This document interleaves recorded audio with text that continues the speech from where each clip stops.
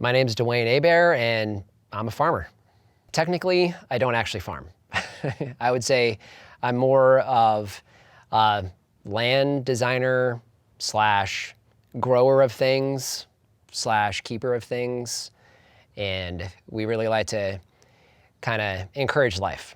I think if you were to say, what is your typical farmer, you probably wouldn't describe me. So I was born and raised in Los Angeles, so typical city kid. I mean, the only experience that I had is we had a few fruit trees in the back in this little tiny typical suburban house in Los Angeles.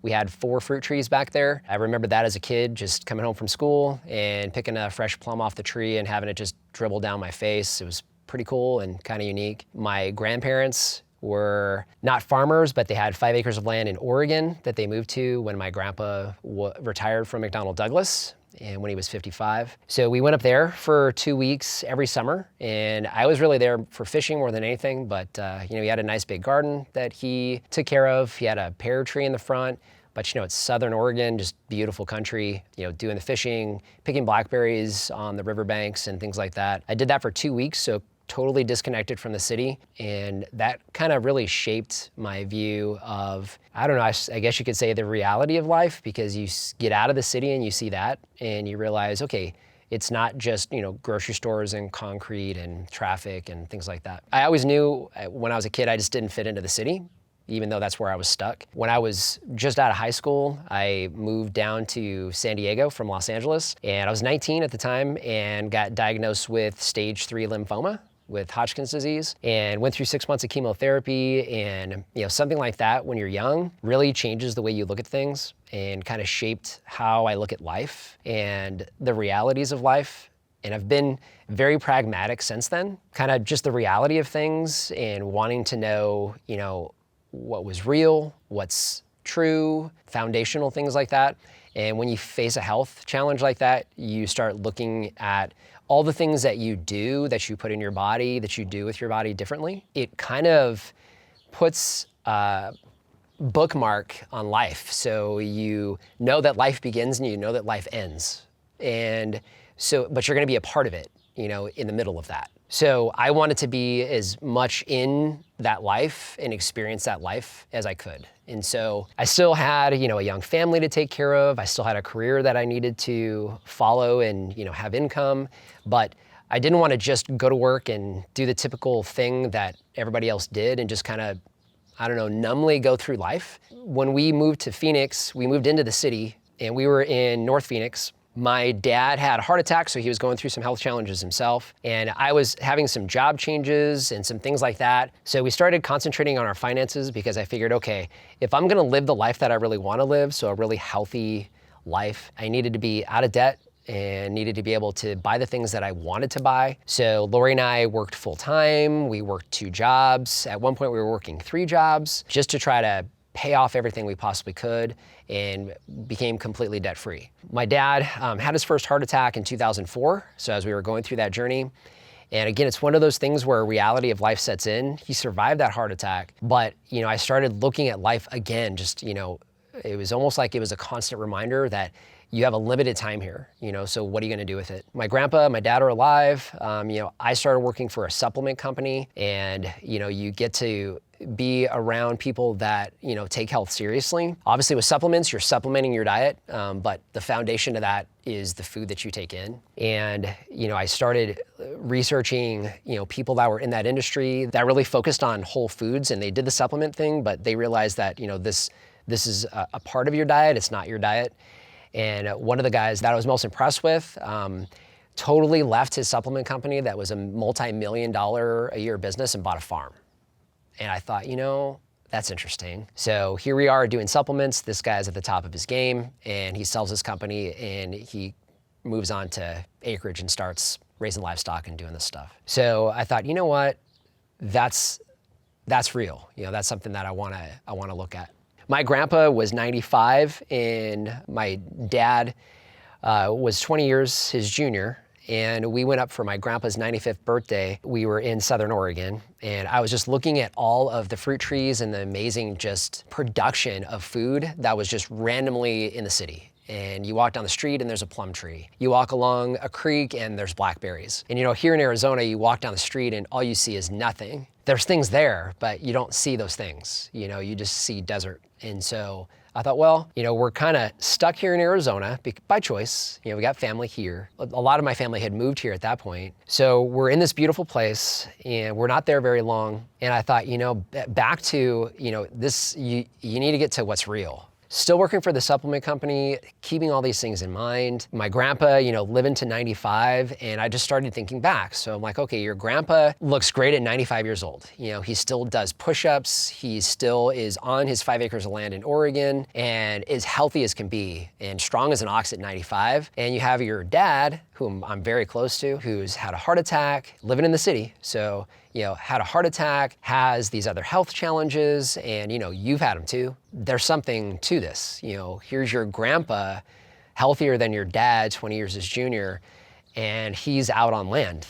He's growing his own food and he's doing these things. At the same time, I randomly had a customer come into one of our locations and he brought in this bag of apples. And I'm, in Paradise Valley, and if you know Phoenix, it's the middle of Phoenix. It's a nicer part of Phoenix, but it's in the middle of the city. And this guy comes in, little old guy comes in, his name is Larry.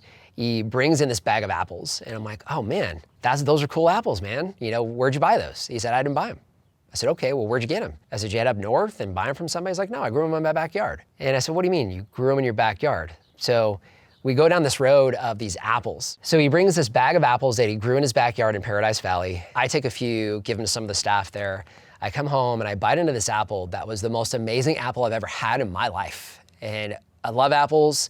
I'm a fan of a lot of different types of apples, but I had never tasted an apple that had just come off of a tree a day or two before. And here I am in Arizona with an apple in my hand that tastes amazing. So I thought, this is interesting. I think it was 2012. We're still living in the city on a 5,500 square foot lot with an 1,800 square foot typical house in a planned community. And we decided, okay, let's start planting fruit trees. Not just the lemon tree that we've had sitting back there, for the last 4 or 5 years, but let's start seeing what else we can grow. So we start trying out all these different fruit. So we had a lemon tree that was starting to produce lemons abundantly, but that's kind of normal in Arizona.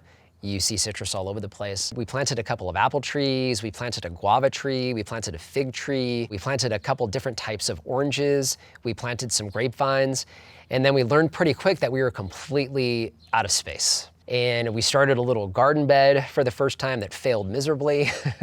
We killed our first apple tree because it was up against a block wall, not knowing any different. We're like, yeah, let's stick a tree wherever we can. And here we are now killing trees. But we got our first production of apples the following year, and it was the same thing. It was just these amazing apples that tasted incredible. And here we are now, we're out of debt. We have some cash saved up, and we're still working 2 jobs. Lori starts to stay home. She's homeschooling our son, and that family unit thing was important to us, but our health was important to me. So we're eating organic. We're trying to grow as much as we can in our backyard. But I'm just keep thinking back to my grandpa, who at this point now is even older, heading towards 100. And, he's healthier than my dad. And I'm thinking, okay, you know what? We need to figure out a way to get out of the city. Lori and I had the discussion. We're like, hey, we really don't know what we're doing. We're kind of growing these fruit trees that are giving us some fruit, but we want more space. We want to be able to grow more food than this. And as we started to eat organic and incorporate more fruits and veggies and organic meats and things like that into our diet, we realized that we just felt better. We lost extra weight unintentionally. That wasn't the goal, but we started to feel better. We were losing weight. We had more energy. We went from taking a nap every afternoon to always having energy, basically, and always being able to, stay awake. And I was active with my son. And I just kept coming back to my grandpa. So about the same time, my dad shows me this picture of my grandpa when he retired from McDonnell Douglas in 1973, same year I was born. He's living in Los Angeles. He takes his wife, because all their kids have basically moved out at this point, except my dad. They moved to Oregon. But I see this picture of my grandpa when he's retired, and he's got these dark circles under his eyes. His chest is almost kind of sunken in. You can just tell he's just completely worn out. Here he is at his retirement, the last hurrah. He's got a pension. He's got all these great things going on, but he's heading out of Dodge. You know, he's leaving Los Angeles, leaving the city, going to Oregon. And then I fast forward to now, and I've got my dad, who I love dearly, who's basically dying. And I have my grandpa, who's in his mid-90s, and he's still doing push-ups, and he's still on 5 acres of land. And I thought, you know what, this is the real deal. I mean, this is what we need to do. Often called the mushroom of the gods, lion's mane has a long history of medicinal use. This popular nootropic has been shown to enhance focus and increase cognition, helping you feel more productive and accomplished. Research studies have also shown that lion's mane is neuroprotective, giving you peace of mind as you power through your day. Try lion's mane and experience the mental clarity and productivity boost you've been missing. So that's when we started. So we started looking for land, and we're looking at the outskirts of Phoenix. We bought some land in Waddell, which is western Phoenix. We bought a little over an acre. Turns out we couldn't build on it. Some crazy stuff happened. And so that didn't pan out. And so we immediately were like, okay, well, where else can we look? And I was working for a bank at the time, and I had clients that were coming in that I was talking about. I had a couple that were from Whitman. And as Lori and I are now scrambling to try to find land, because we want out. You know, our son's about to graduate from high school. We thought, okay, we're gonna be empty nesters at some point in time. You know, what are we gonna do with the rest of our lives? We wanna be on land, and here we have this acre that we can't build on. So as Lori's kind of doing the Zillow thing, and we're looking at the red dots, she's looking at Northwest Phoenix and Surprise and the area that we wanted to be in. And as she's looking at it, I see a couple dots like way off at the top of the little map. The 2 dots that I saw, I'm like, hey, sweetheart, stop, scroll up. So she scrolls up, and the 2 red dots turned into just dozens and dozens of red dots out here in the middle of nowhere, just outside of the city. And I was like, hey, where is that? So she zooms in, I'm looking around, I'm like, that's Whitman. I've had clients tell me about Whitman. It went from there to finally buying our first house with some acreage out here in Whitman, and that's what we did in 2014. So our son graduates from high school in May. We move out to Whitman on our first acre in July of 2014, and in January, February, we started planting fruit trees.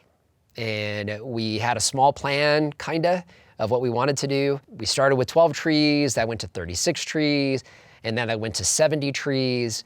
And then we look out, and we've still got all this space left, you know, on an acre. And we're like, well, let's keep going. You know, my dad, whose health is now failing, my grandpa, who is still doing well, but now we've got family moving on to that acreage in Oregon. I start looking at the space, thinking, okay, we've got more space, but you know, what else can we do? So we've got all these fruit trees, that's cool. You know, let's get a garden going. So we start growing fruit, we start growing vegetables in a little garden bed. Again, not knowing what we're doing, we killed a bunch of stuff. We're still killing trees, but some trees are doing well, and we're figuring all this out as we go. You know, we do what everybody does. We look at YouTube and go, okay, well, is there anybody else that's doing this thing? And there were a couple guys that were doing it sort of, but they were in the city. They weren't on acreage. And so we said, okay, well, let's take the things that they're doing, but you know, we can do something bigger out here. So then we start looking around at other people and we find all these people on YouTube that are somewhere in the Midwest or they're back east, and you know, they're all in these typical climates. They're not in this arid climate like we are. And you know, they're raising chickens and pigs, and they've got cows, and it rains and it's always green. And you know, we look out and we've got to figure out irrigation before we plant a tree. You know, we've got to figure out, why is my tree dying? Oh, because the irrigation didn't run like it was supposed to last week. So, you know, we've got all these different challenges that, you know, we were having to try to figure out ourselves. I'm looking at the space, and at the same time, I'm trying to encourage my dad, who's still in Los Angeles. You know, he's always into everything we're doing. He always wants to get updates on the fruit trees. He always wants to get updates on the farm. And I'm like, Dad, you need to move to Arizona. You know, your health's not getting better. We've got an extra room. You need to be here. We go to Christmas of 2013, and my dad would always come out in the fall, spend time with us here for a couple months. And he's like all into, I'm gonna move to Arizona.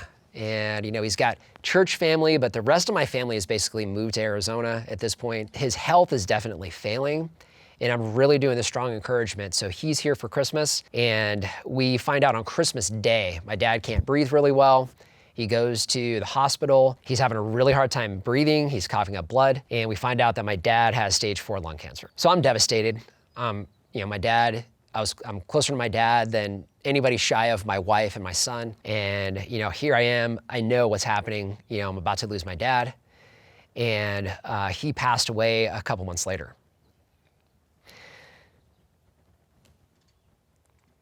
It's gonna take a minute.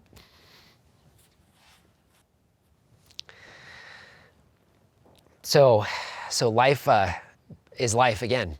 So, I lose my dad and I lose a big part of me, and I just keep thinking about him, always wanting these updates on the farm. And it's like, what's going on with the trees? What are all these things? And one of his last days, we were out in the orchard, and we walked by this mulberry tree that has mulberries that are almost ripe. He passed away in March and they ripen in April. And he said, one of these days I want to taste the fruit off one of these trees. And it's like, yeah, one of these days you're going to. So he didn't make it. And so, I'm still mourning to an extent, but, so I mourn my dad. And a few months later, my grandpa, 20 years his senior, finally in a nursing home, gets sick, comes down with pneumonia, almost comes out of the pneumonia at almost 101, and I lose my grandpa. So,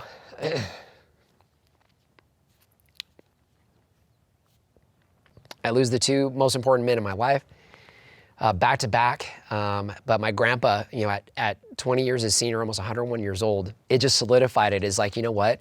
This is the way we're supposed to be living. And it's the way that we need to be living.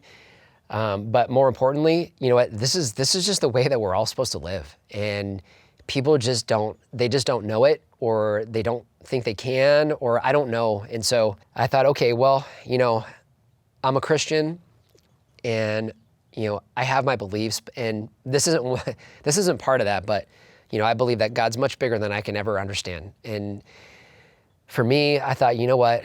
If there's a way for God to allow my dad to look down on the things that we're doing, I want to show him. And as crazy and stupid as this sounds, I thought, what? Let's just start a YouTube channel, and let's just film the farm and what we're doing. And if God lets my dad look down on it every once in a while so he can see kind of what's going on. And it sounds stupid, but I thought, okay, let's do this. And it was, what? If people want to listen, it's fine. If they don't, it doesn't matter. But, let's just start documenting what we're doing now and why we're doing it, and just go from there. We started doing YouTube in July of 2017. For me, when I was talking to people, but I was talking to my dad. And it was like, here's our fruit trees, here's the things we're doing. And then it's like, okay, well, we don't just eat fruit. We're omnivores. We choose to eat meat. The taste of a fruit that you take off of your tree, the taste of a zucchini that you grow in your garden, are two completely different things from the fruit you buy in the store. They're just totally different. And, we were buying organic, but we're finding that these things that we're eating are just totally different. So I started doing research. I'm kind of a nerd that way. So, I'm reading everything I can. We're consuming content on YouTube. I'm consuming podcasts. I'm doing everything I possibly can, because at this point, I know that as much as we can grow for ourselves, we want to do it. If people want to watch and follow and learn from us and do it themselves, I want to encourage people to do the same thing. So we started incorporating livestock. We started raising laying hens. We started raising broiler chickens. We started raising pigs. And we're at this point now realizing that we are just running out of space. So we don't have enough space on an acre to do what we wanted to do. And then we had a few people that started watching us on YouTube, and we had friends and family and a couple of people that reached out to us on Instagram and Facebook and were like, hey, do you sell your stuff? And it's like, no, we don't sell our stuff, but maybe we should. And so I've done finance and been in finance, and I'm just like, all these things are coming together in my head. And it's like, okay, so we know that being, on land and producing our own food is important for us. We have people that are asking us questions because we're learning out here in Arizona how to raise animals and do these things that people just don't typically do out here. For me, from a finance standpoint, I have my 401k, we've got a bit, I've got savings, we're debt free. And I'm like, what? My grandpa retired on this acreage, and he was able to produce a small amount for himself. So how can we put all these things together? How can we come up with a retirement plan and factor in all of these different things, and we can teach people and show them what we're doing and let them follow, and they become a part of what we're doing. And that's how we started the farm. So we thought, okay, well, people want some of the stuff we're growing, which is not very much. Let's go ahead and start the farm. And then all of a sudden we started selling out of everything that we had. And it was like, well, we can't sell the stuff that we want to eat. We need the stuff for us. And we started looking for more land. We're like, okay, this is not enough. We need to have a bigger space that we can grow more food. We have now all of a sudden a customer base that's asking us for more stuff. And we have these people that are saying, hey, how are you doing this? How is this possible in Arizona? And we're like, okay, well, let's do this. Let's do this. And so we had spent 5 years producing putting 100 fruit trees that are now giving us hundreds and hundreds of pounds of fruit. We've got small livestock that we're starting to kind of dabble in. So we're like, okay, let's start looking for more land. And so after a few months, we wanted to stay in Whitman. We really like this area. We're about 15 minutes outside of the Phoenix area, kind of metropolitan area. I still work full time. I work downtown. It's an hour away. But it feels like you're really kind of almost in the middle of nowhere, hence our farm name, Edge of Nowhere. So we're close to the city, but we're not. It's quiet, there's still space. There's a lot of people from the city that are moving out here. Being a city kid, I'm still close to the city, so I'm used to that, but I get to do the farming thing and be out here with nature. And we finally found 6 acres that the guy who owned the land kind of cut out for us, so we had space. And then that was 3 years ago, this month, actually. So that was, 2017, 2018, we started making plans. So Lori and I are planners. So, we get this whiteboard, we're planning out the acreage, and I start learning about permaculture and all these other techniques. And I'm learning from these different people who are in, more typical climates, not arid climates, but then I start finding guys that are doing things in the Middle East. And we're very similar to that here. And so we've got, people on YouTube now that are following us, that are here in Arizona, that are like, hey, I want to do this too. And so always interacting with people, and they're giving us suggestions. So we're learning from them and finding things out ourselves. And we finally get onto this property and we get to start all over again from scratch. So we take all the things that we learned on as a kid on a small acreage in the city to a bigger acreage in the country to a slightly bigger acreage out here in a bigger part of the country. And that's what you guys are seeing here today. As strange as it sounds, this is the retirement plan. I mean, this is the 401k. This is the self-sustaining lifestyle. This is the regenerative agriculture. This is being a part of real life. This is encouraging life to come to the farm. This is a learning center for us and other people. It is a place that produces highly nutritious food that you can't get from a store.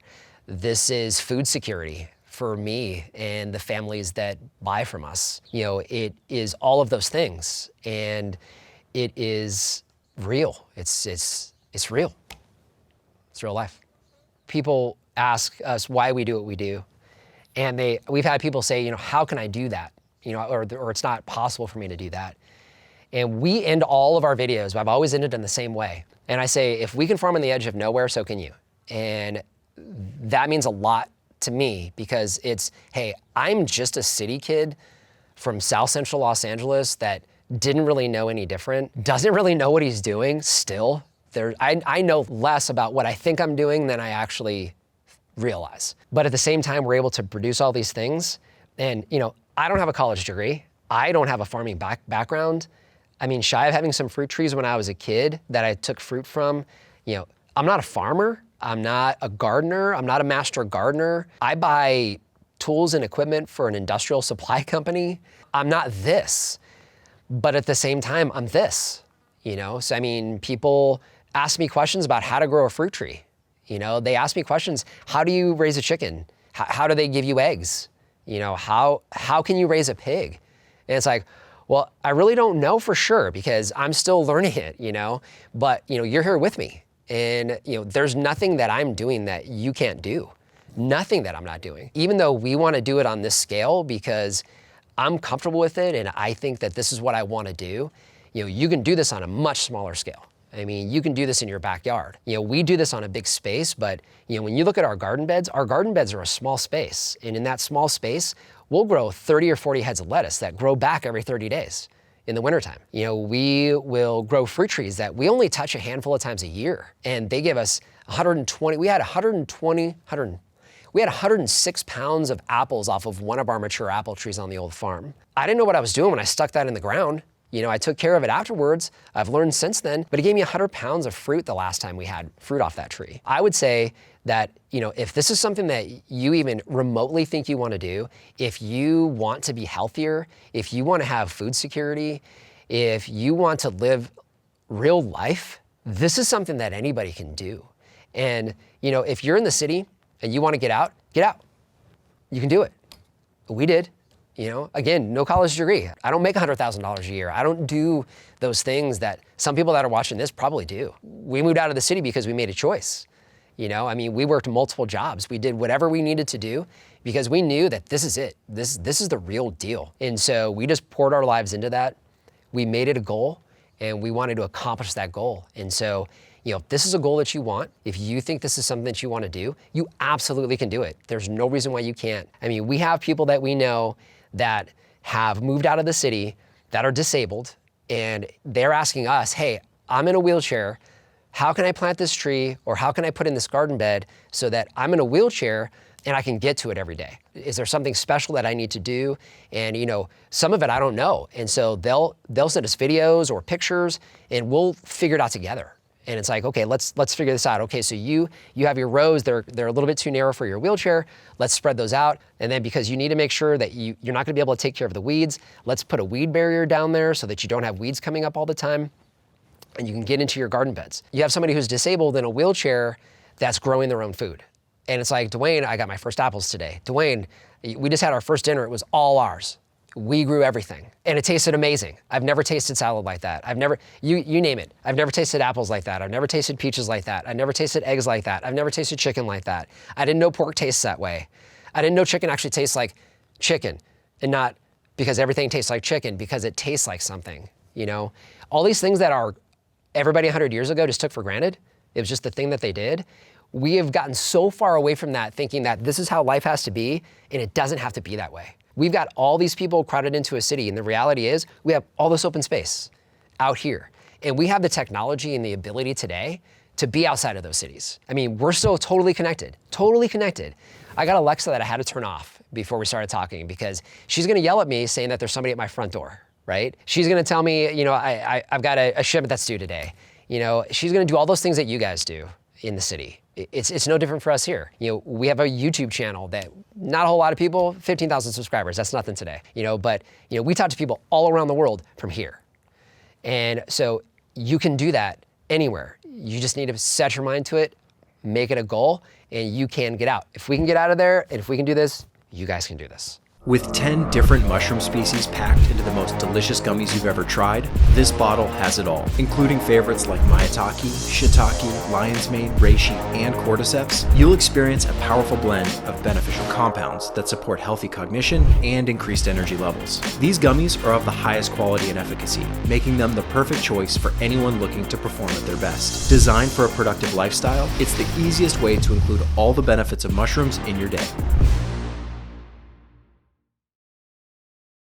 I think the biggest solution that this has on a personal level is individual health and well-being. If you're growing your own food, you are going to be healthier. You know, whether or not you lose 100 pounds or, you know, you're able to shed medications or you're able to do whatever you may or may not be able to do, I don't know. I think a lot of people, you may even think they're healthy and they think they live a healthy lifestyle until they really start looking at the things that they put into their body and they realize just how unhealthy our life is today. And I think that this lifestyle that we live here, while we still have all those things that are that quick-paced society that we live in, and we still enjoy some of those things, we still can sit on the patio in the evening and just calm down. And so I'm a hyper, you know, high intensity kind of person. And there are times when I go to work and I come home from work and man, I drive down Grand Avenue, and anybody that drives down Grand Avenue in Phoenix will tell you it sucks. I mean, it's horrible. You know, you've just got traffic and people are mad and the world's crazy and people are crazier and it makes us all nuts. You know, we go nuts, we go crazy. And I drive out of the city and, you know, my shoulders are like this and I'm gripping the steering wheel. And then I drive down Patton Road and there's fewer houses. And then I drive down our main road and it turns into dirt and I have to slow down because I'll break my car if I don't. So I slow down and all of a sudden my shoulders start to drop. I may be a little hyper still. I'll come in, usually Lori beats me home and she's like, how you doing? And I might grumble at her, sorry sweetheart, but I might grumble at her and all she does is basically just point to the back, point to outside, and we have chores to do. So I get home, I change, I go outside, and I forget about everything. Because now I have a pig who needs me to give them water and they're hungry. And I have chickens that laid eggs. And I have to check to make sure that, you know, my fruit trees aren't dying on me because it's the middle of summer. I have, you know, these things that are real. All the other things that make us crazy at least most of them, are not real. And all of a sudden, this is real. And so, if you're stressed out and life's too fast and, you're anxious, you don't feel good, you're not healthy, you don't feel healthy, all those things, this is it. This is it. I mean, that's the relief. That's the way to go. So when you look at areas of the world that we know as deserts, so you think of the Middle East, you think of areas of India, you think of Australia, you think of Africa, certain areas in Africa, you think of the desert Southwest in the United States, you may think of different areas, and I'm probably forgetting a few, but you think of all these different places where you think life doesn't exist. And you think, okay, we know how we do stuff. We grow rows and rows and rows of corn. We grow rows and rows of soy, and we make all this stuff because, in Iowa they grow corn or whatever they grow in Iowa. I don't know, wherever they grow corn. So, because I'm not a farmer. So they grow that there. They grow fruit trees in California because that's where you grow fruit trees. They grow oranges in Florida, and they grow mangoes in Mexico and Hawaii. They grow strawberries in Canada, sometimes in Florida. They all get shipped in because that's where they have to be grown. Not realizing that, no matter what you believe, we know that people in general started somewhere in the Middle East or Africa.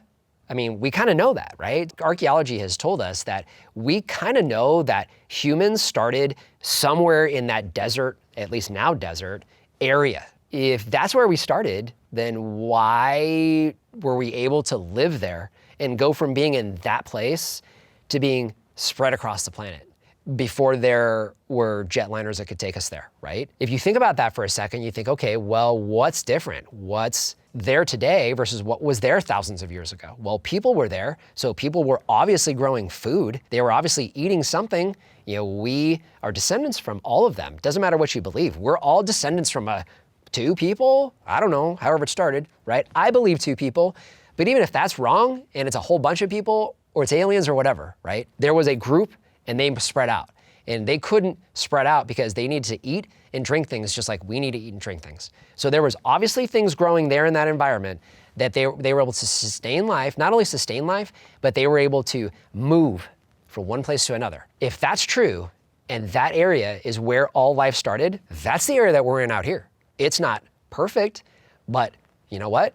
We grow fruit trees, we grow vegetables, we raise livestock, all the same livestock you would see, not on the same schedule that you would say in Nebraska, but if you're in the Middle East, you have the same schedule we do. And so, they'll have chickens that do well a certain time of year and then they don't. They grow corn and other crops, fig trees, pomegranate trees. Those things produce a certain time of year and then they don't. And so it's no different here.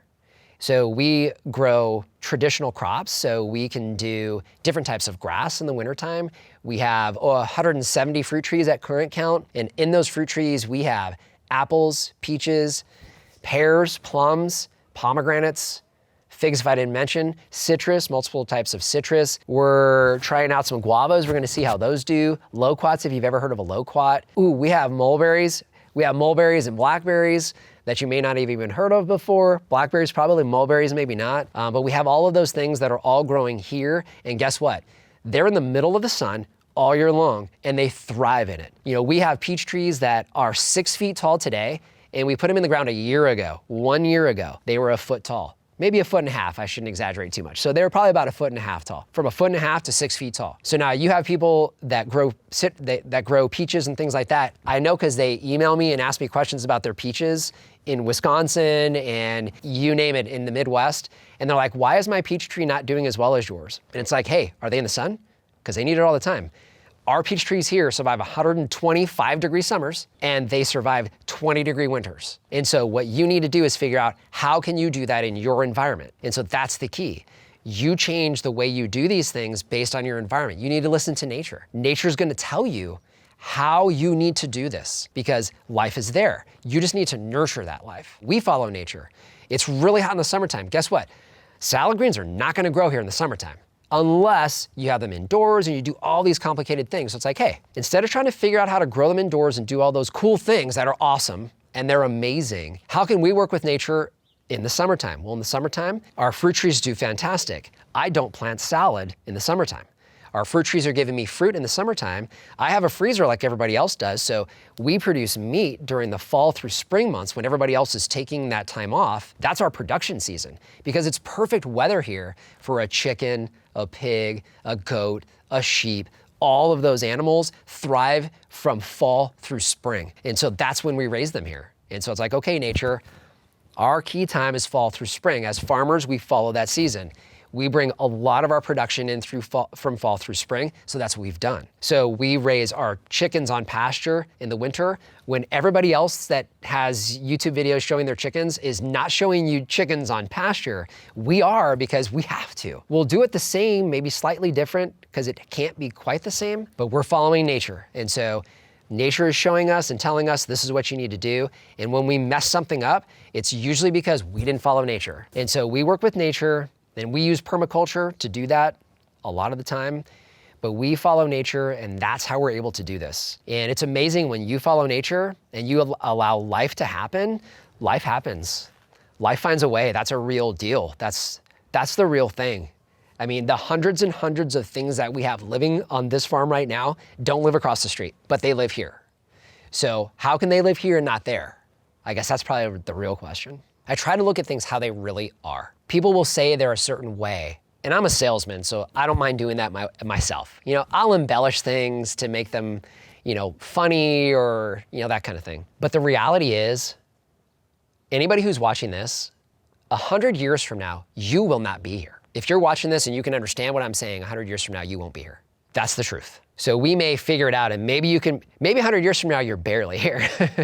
But generally speaking, 100 years from now, we won't be here. So what's gonna be here when we're gone? So when I think of those things and I look at the things that we do, it is, we're all here together right now for a reason. I don't know what that reason is, and I'm not gonna pretend like I do. I have my beliefs, but they're beliefs. And everybody else has their beliefs, but we all have to understand that those are beliefs. To an extent, they're faith.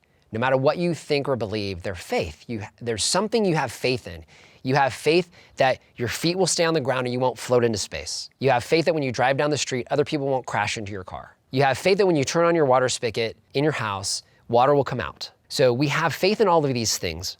So even if you consider yourself to be a faithless person, you have faith in something, but we all don't know for sure. What I do know is that we're all here together right now, and we're all here together for a reason. And there will be a whole bunch of other people that will be together themselves when we're no longer here together. If we realize that and we live our lives that way, how different this place would be. Because you would look at, how can I take care of myself? And if I'm gonna take care of myself, how can I take care of eventually my grandkids, great-grandkids, great-great-grandkids, or the people that you care about, even to the least degree? How about their kids and their grandkids and their great-grandkids? And so what can we do today to make sure that when we're gone, those people have something better than we have today? Because that's all that any of your grandparents, great-great-grandparents, because you're here because you have them. So that's all that they were doing, whether they realized it or not, was making sure that you had all these things. Okay, you have Alexa and you have YouTube, you have a car, you have these cities, you have all these things, but they didn't see those things. But what they had was, hey, we're here today. Let's make sure that this thing here today is here then. And so for me, what I would want is I would want people to realize that. And when you're living your life today, realize that you won't always be here. This thing that we call life is much bigger than you. It's much, much bigger than you. It's much bigger than the group of us. And when you think about it, it's much bigger than everybody who's alive today and everybody who's been alive before. Because if things go well, it'll continue for millennia in the future. And so, what can you do today to make sure that your great-great-grandkids, or mine please, have something that they can call home? And it's better than it is today. They're healthier than they are today. They're smarter than we are today. They have less anxiety, all the things that we know we don't like when it comes to life, they have more of that today. They have the ability to share. They don't get killed walking down the street by somebody who wanted $20. They don't get killed by a bomb that some country decides to drop on people. All those things are crazy madness. They make us all nuts. And if you bring it back down to, I'm gonna eat this thing today, I wanna live till tomorrow, I want other people to live till the next day. So when I eat this thing, what am I gonna do with that?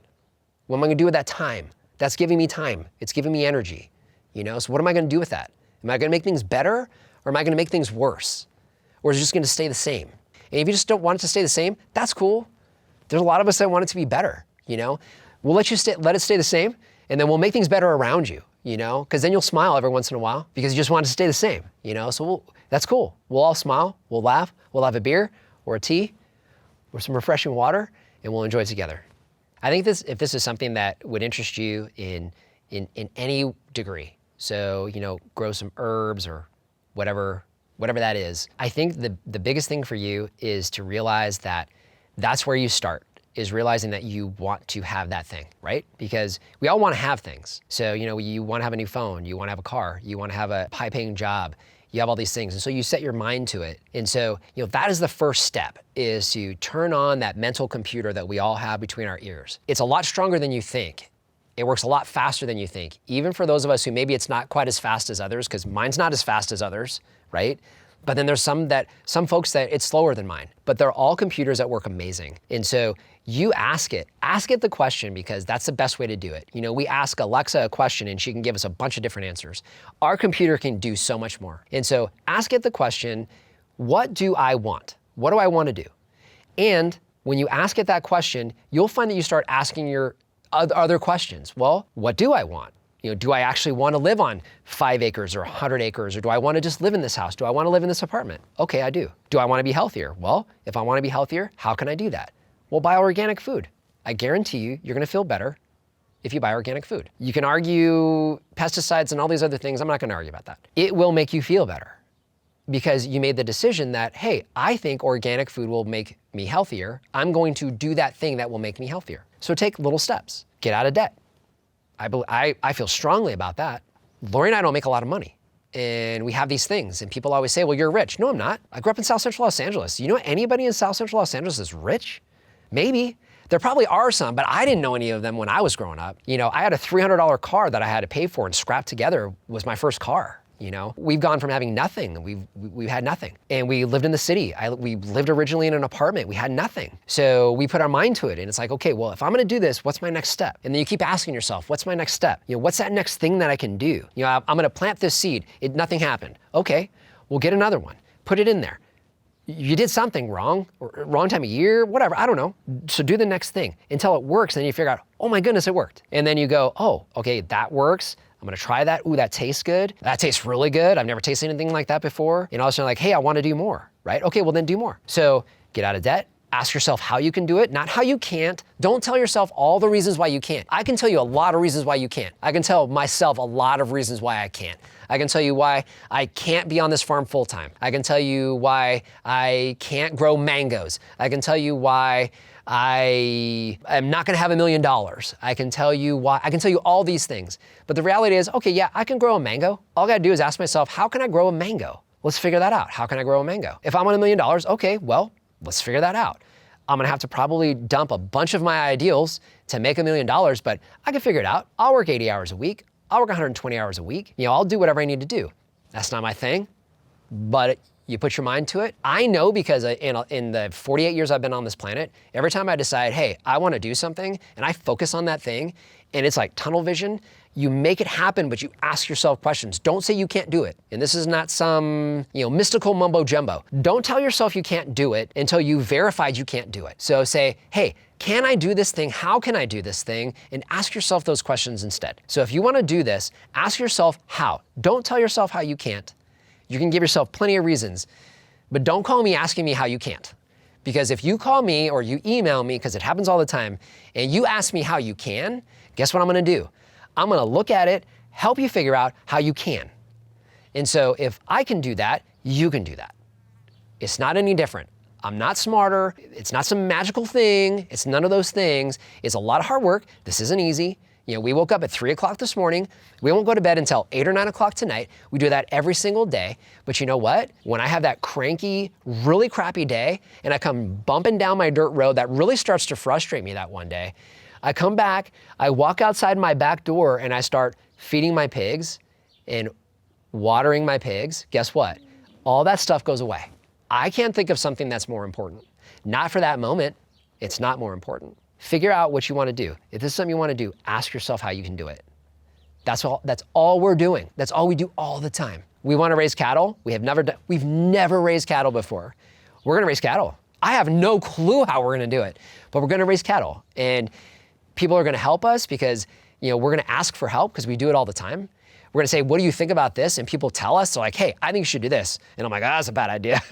You live in Iowa, and it's a lot different when you raise a cow in Iowa. I know you can't raise cows here like you do in Iowa, but I want to raise cows. So if I'm going to raise cows, I got to figure out, how am I going to raise cows? What do I ask myself all the time when I'm staring outside? How am I going to raise those cows? I don't know how I'm going to raise those cows. How am I going to raise those cows? If I do this, this will happen. If I do this, this won't happen. Oh, that won't work. Okay, the cows are coming. We've got family that raises cows. Hey, how do you raise your cows? You know what? Can we buy a cow from you? I want to see if it makes a difference when I have a cow that you raise on a farm versus how the beef I buy in the store. So, then we find that out. How do you do it up there? How can I do it differently down here? How am I going to work with nature? How do I have these animals over here that are not the same, but they kind of have the same requirements? So how can I incorporate this into how I'm going to raise a cow? Constantly asking myself, how can you do it? How can you do it? How can you do it? And so then when they come onto the farm, because they will, when they come onto the farm, it's like, okay, we're trying this out. That didn't work.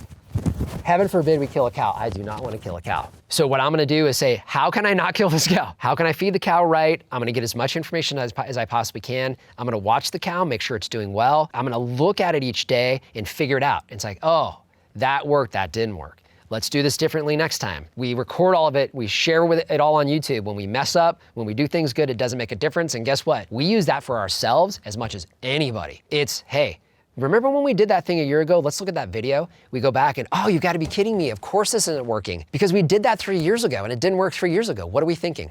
Totally spaced out and forgot about it.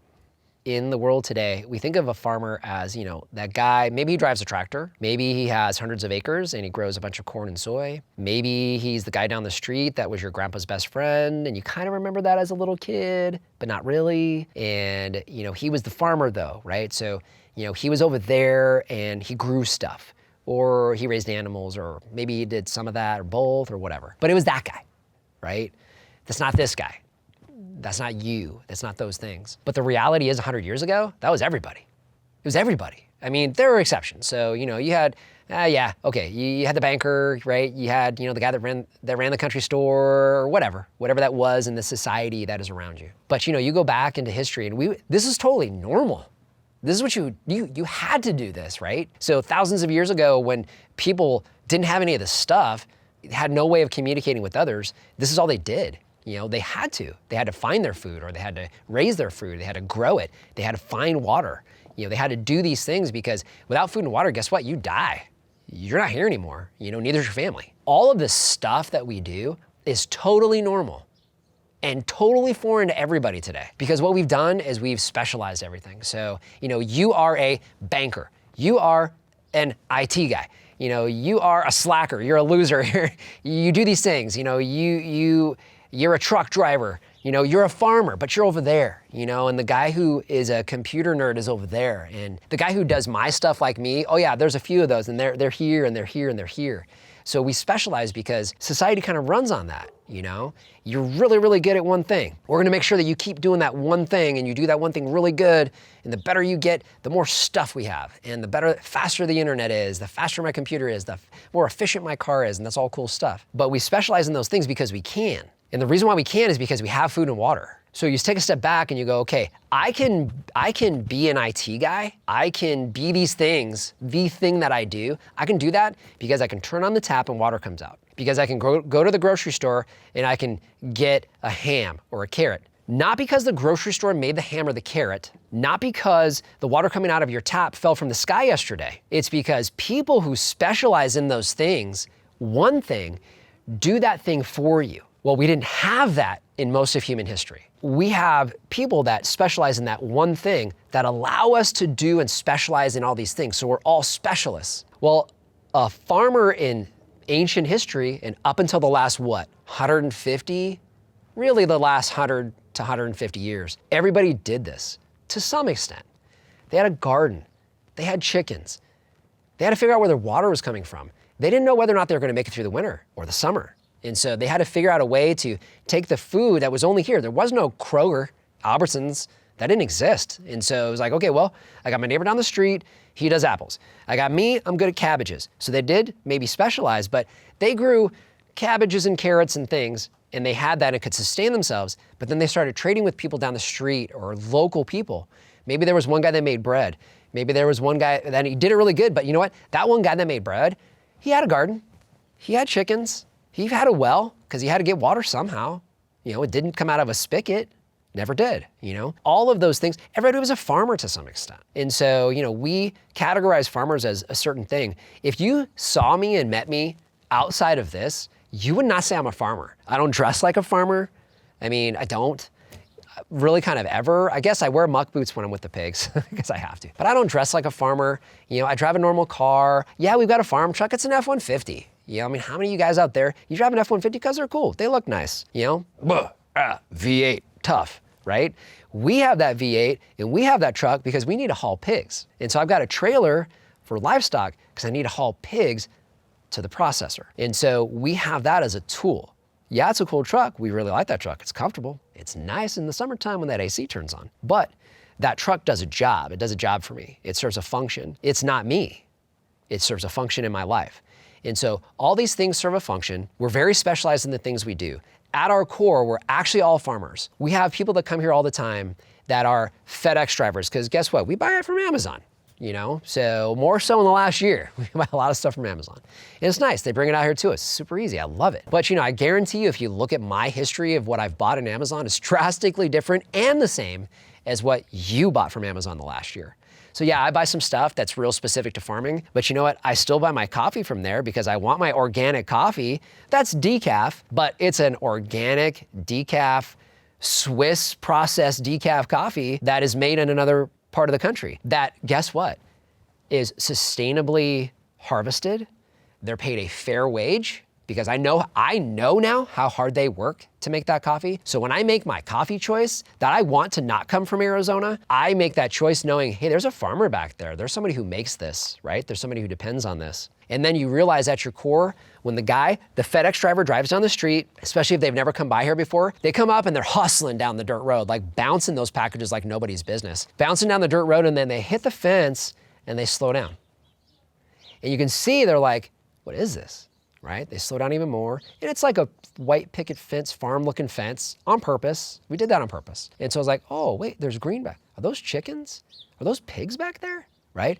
They slow down, they start looking, they'll stop, then they'll go again, and they'll stop, and then they'll come around. They'll get out, and if we're here, you know, we'll come out and we're like, oh, cool, you know, you have our whatever we're looking for. And they're like, yeah, I've got it here for you, you can sign here. So what is this, right? This is just a FedEx driver.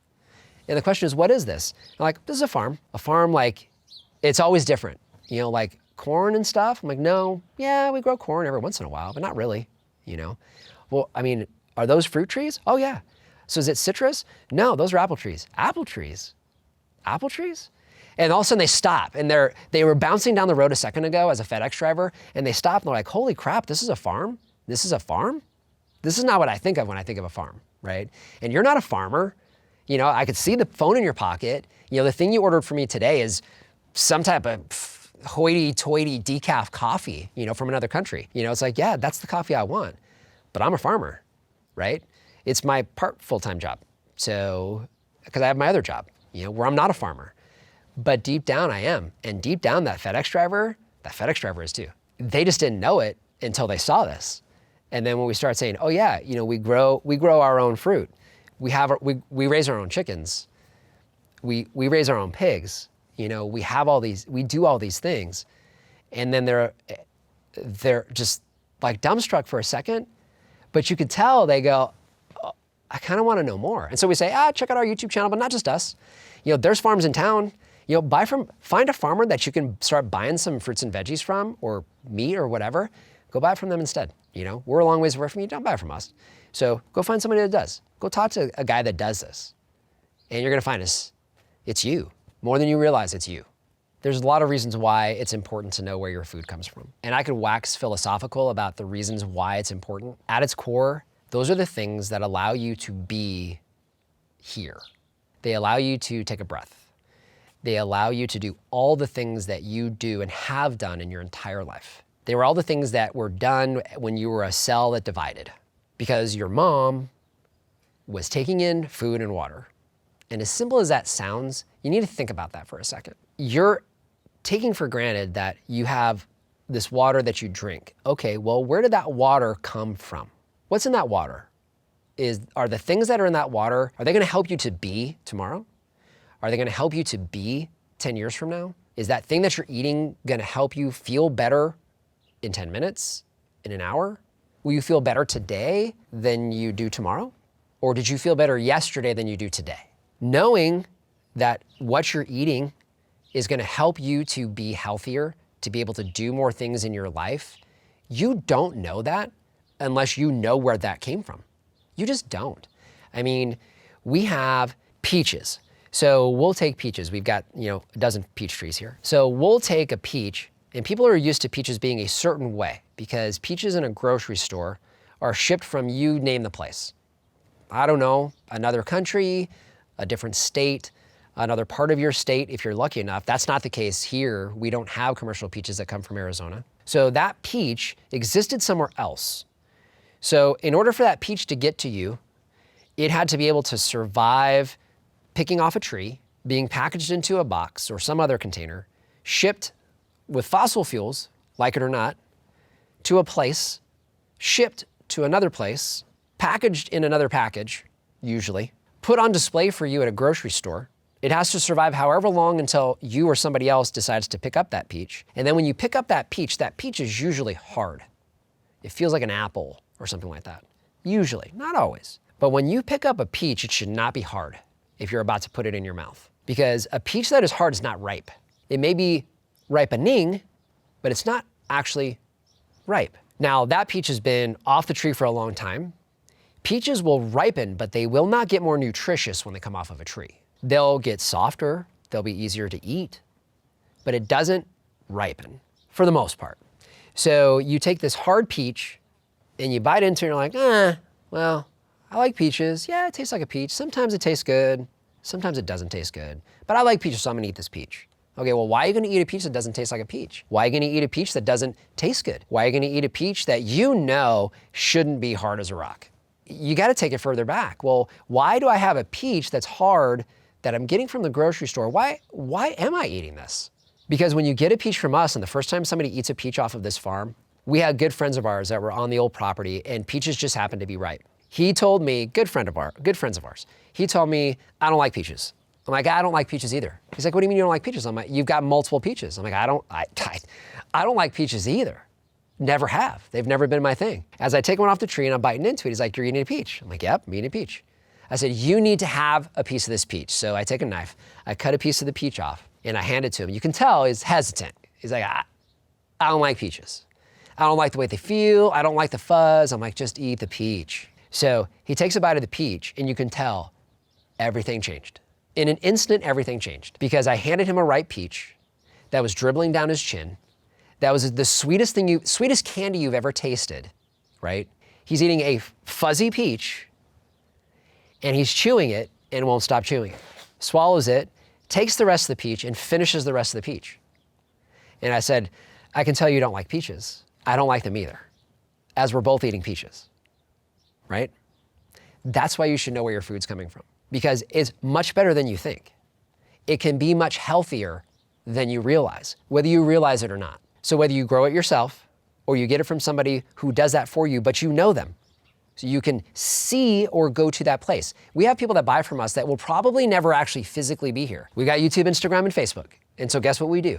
We show you how we grow your food. So guess what you know? You know exactly where your food's coming from. Someday I want them all to be here, and that's what we're working towards, is hey, be here, see it, actually know where it's coming from. You saw the pig pen, that the pork chop that's on your plate, that pig was alive. That pig was alive and on this planet walking around not that long ago. And think about that for a second. Can you deal with that? Can you come to terms with that? If you see that pig moving and walking, you need to come to terms with that. And, we like to have a lot of discussions, and I get it. We've got a lot of vegan fans and friends. My sister is one as well. We've tried it ourselves, and it's just not our thing. But they all ask us the same question, especially Lori. And I don't know why they don't ask me. Why can't I have those feelings? Because I do. Maybe it's just because, it's a female thing. But, they ask her the question, how can you do this? And that's a really good question. And it's a question that everybody needs to ask themselves. Instead of just slapping that chicken on a sandwich or grabbing it in the McDonald's drive-thru, Think about that for a second. That was an animal that was walking around. How was that animal treated? What did it eat? You know, we're talking about how important it is for the food that we take in to make us healthy. Well, how healthy was that animal? That you're not gonna, it's gonna be part of you. It's gonna become you tomorrow. It's the cells that are gonna divide and become cells tomorrow and in the future. Where did it come from? Can you deal with the fact that, you know, you're eating a pork chop? Guess what? That didn't materialize at Kroger's and Albertsons. That was an animal that was walking the earth some time ago. Can you deal with that? Is it important enough for you to consume meat that you need to be able to walk through that and know where it comes from? That's a hard question. You know, the majority of the world, we're included, we're omnivores. We consume meat, but the reality is when Lori and I take a bite of our chicken and we take a bite of our pork, we raise that. We raised that. That's an animal that we cared for. We made sure it had enough water, that it had good food, that it had shade when it needed shade. You know, if it needed to be in a certain spot, we moved it into that certain spot. We have pigs here. Pigs like to have their bellies rubbed. That's bacon, guys. That's bacon. Did you know that? I mean, did you know that when you're eating the bacon for breakfast that you take for granted? Did you know that that's a pig's belly? It is. So if you decide, number one, that you can come to terms with that, you're eating a pig's belly, and you want to, I love my bacon. I'm gonna continue to eat bacon. But the reality is, that bacon I cared for. I mean, I truly cared for it. And the people that buy our pork, the pigs that we have on the farm right now, those aren't ours. We're raising them for other people. Those are our customers. They get updates all the time about their pigs. Always. Every week we talk about our pigs. Instagram and Facebook, you'll see all of a sudden there's a few pictures of pigs on there. That's by design. That's because if you're gonna be a customer of ours, you're gonna know where your food came from. You're gonna know that, hey, you know what? You're gonna get a cut sheet. You're gonna tell me how you wanna have this pig broken down, how you get your pork back, and all those great things. But you know what you're gonna see? You're gonna see me rubbing that pig's belly. You're gonna see that those pigs need water. They need shelter. You know what? They can't be on the same space because it's not healthy for them. And so we have to take the effort and the time to move them from one place to another so that they can be healthier. That's on purpose. We want them to be as healthy as possible for you. It's important. And then you know exactly where that came from because you watched it unfold. You didn't have to do it yourself, but you watched it unfold. And it completely changes the dynamic of how you interact with food and how you see food. Because it is the most personal thing that any of us can do. The most personal thing is to take something and put it inside your body and that becomes you. It truly becomes you. It's not a mystical, metaphysical thing. You take this real thing, you put it inside you and it becomes you. Closer than your mom and dad, closer than your kids, closer than your spouse, closer than your best friend. It is closer than anything else on this planet, shy of probably air, because you breathe that in and out constantly. Probably ought to think about air too, right? That's important too. But you need to think about these things because they become you. They are you. They're the reason why you do things. You're able to do things. They're the reasons why you think about things like this. It's the reason why you can. It's because of the food and the water that you put in your body. So the question is it going to give you the best you tomorrow? Or is the best you yesterday? Which one is it? Is the best you tomorrow? Is the best you yesterday? Well, which one do you want? I want the best me to be tomorrow until my last day when it's no longer me. And so if I can make that tomorrow me better than today, I'm gonna do that. And the way that I do that is I farm. Thanks for watching. We hope you enjoy our documentaries as much as we enjoy making them. Unfortunately, many of our videos don't earn enough YouTube revenue to afford the cost of production. But if you like our content, the best thing you can do is directly support it on Patreon. Plus, you'll get access to behind-the-scenes vlogs and commentary. If you're looking for something more in return, go to paragraphic.io where you can buy our other products and services. Alternatively, you can shop our Amazon storefront for our favorite equipment recommendations. Also, check out Boca, where you can find beneficial supplements to optimize your productivity. We especially love the lion's mane and mushroom gummies. And finally, consider signing up to Multitude, a platform built for long-form content, where you and other content creators can share and monetize new videos every week.